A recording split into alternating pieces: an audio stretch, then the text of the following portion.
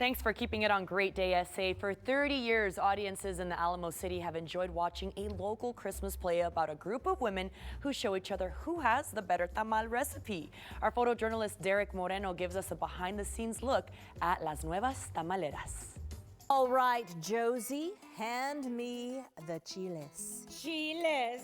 Patsy, hand me the spices. Spices.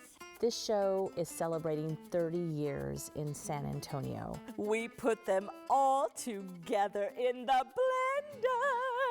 Many folks have heard of Las Nuevas Tamaleras and maybe even attended when the show was at the Blue Star, because folks will tell me, oh, I attended that years ago at the Blue Star, or at the Guadalupe, or Our Lady of the Lake.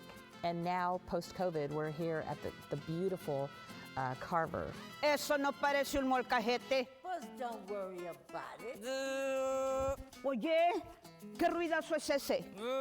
It's really fun because with this show and the way it's written is so brilliant. The dynamics between all of the characters are so fun. You really get lost in the relationships of it because it reminds me of my family, like getting lost in the kitchen during whatever holiday with my sisters and all this bickering. Well, I'm gonna taste it. Oh, I'll taste it. I'll taste it.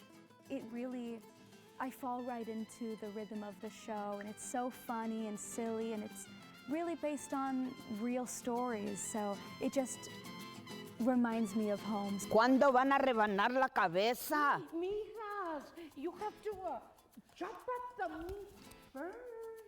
Well, it's representative of how hard it is for us to maintain our traditions, our language, everything in the mainstream world. And as each generation passes, it becomes even harder. And that was the feeling that I wanted to express. But I didn't want to bore anyone with a didactic thing, so I made it a comedy. Let's start chopping. Mentirosa! And used tamales as the vehicle.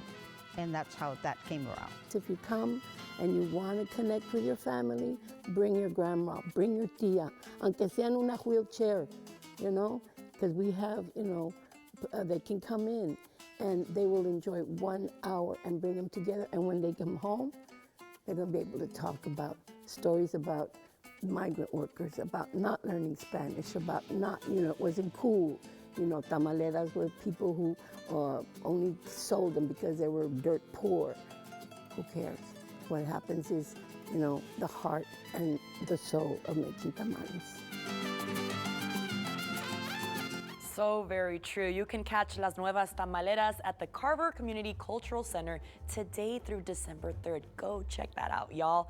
We are back in a few with the perfect personalized